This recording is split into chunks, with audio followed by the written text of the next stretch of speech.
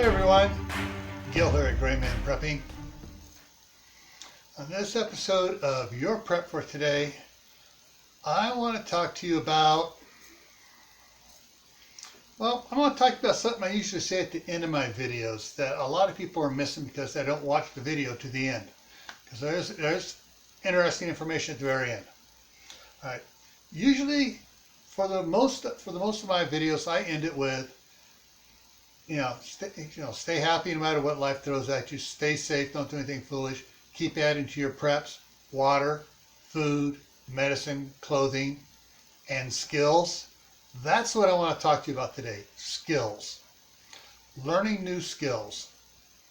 Well, one of the things you should do is refer back to the very first Your Prep for Today, Brain Aid, where I tell you, get a notebook and write stuff down.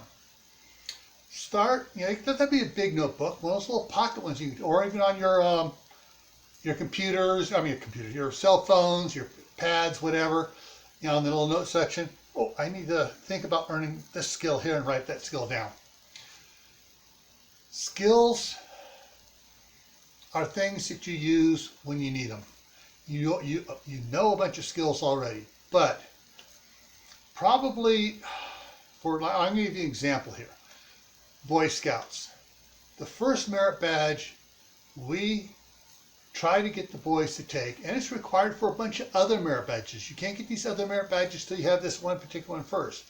That is the first aid merit badge. How many of you out there have your first aid certification? That's a skill. When was the last time you refreshed that skill? Whether it's reading through the manual they gave it to you or taking the class again. All right, there's a lot of information for first aid that is based on muscle memory. If you don't practice it, you lose it.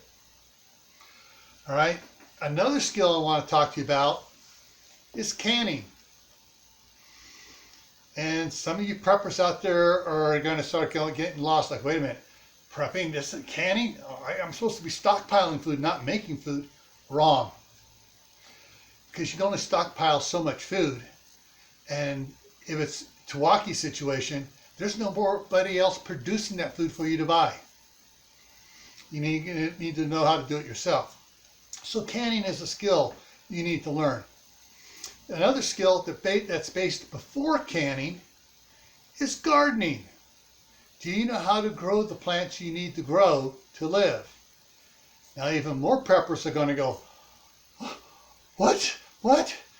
And what's interesting, besides the preppers in here, there's a lot of homesteaders in here too. And you what the homesteaders are saying right now? Preach it, Gil, preach it. Get them gardening, preach it, preach it. I've had people commenting about when I've mentioned it before. Yeah, tell them preppers to start gardening. There are channels out there that say, oh, just stockpile your seeds. When SHEF happens or the Tawaki happens, you can just put your seeds in the ground and you'll be growing your food. Wrong. Any homesteader will tell you, one year you can have a great crop. The next year you can have squat. For some reason, the weather's not right, the temperature's not right, something's happened, and you don't get nearly a tenth the food you thought you were going to get. That's why you need to practice now and learn to spot the problems in gardening and what works best in your area and what doesn't. That's a skill you need to learn.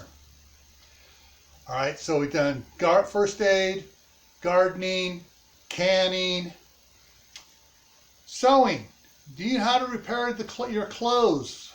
Because you ain't going to be able to run down to the store and buy a new pair of pants or a new shirt. Do you know how to sew up your clothes? Do you know how to repair shoes? Do you know how to sharpen your knives properly? Do you know how to sharpen your garden tools properly? Do you know how to use a bow and arrow properly? There are a lot of skills out there, and I've talked about skills in the Prepping for Beginners series. Going in and I did a whole section in there in one video on skills. Skills from A to zombie. Okay, so there's a lot of skills you can learn. I don't expect you to learn them all. You need to pick out which skills are going to work best for you. And if you happen to have a decent sized family, you pick out a set, your spouse picks out a set, your kids pick out a set, your parents pick out a set, and everybody works on skills. Once everybody has a bunch of skills, you can always teach each other those skills later on. But learning skills is a knowledge that gives you great power towards survival. All right? So I really appreciate right now if you make sure that thumbs up has been hit and leave a comment down below.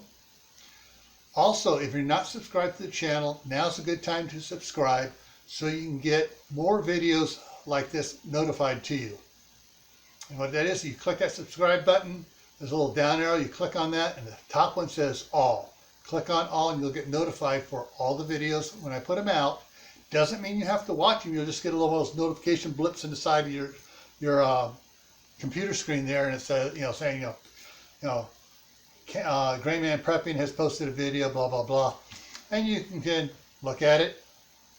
Oh, okay, I want to watch that one, or I don't want to see that one right now. So one of the other things you need to do is take a, how do I want to put this? Do a secret survey of your relatives.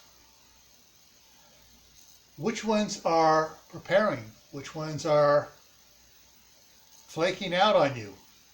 Like, oh, the government's going to take care of everything. I don't need to worry about doing anything. Make a little notation survey, and who might be more open to learning how to prep, and you start working on those people gently, easily. That's I'll put some links up here: Prepping for Beginners and Prepping in Private playlists. You can show them those, and they can watch those. Tell them, hey, one step at a time. You don't have to do everything at once. Just gain some information from these videos. Get them on the road. Let them take one step and then another step. All right. Those that let me see how I'm going to put this, are slacking in their due diligence and keeping enough supplies on hand for themselves for a disaster or an emergency. I know it's sad, but if you have family members doing that, they're the ones that are probably going to be a problem for you later on when it's like something happens and they go, oh, I know, John has all these supplies. He's a prepper. Let's go over to John's house. Let's go over there and he'll save us. One of the things you're going to need to do is make sure that they know there are going to be rules for anyone that comes to your house. There ain't nobody sitting on their butts while you're out there working in the garden. They want to come and eat. They got to work. They got to earn their stay. All right?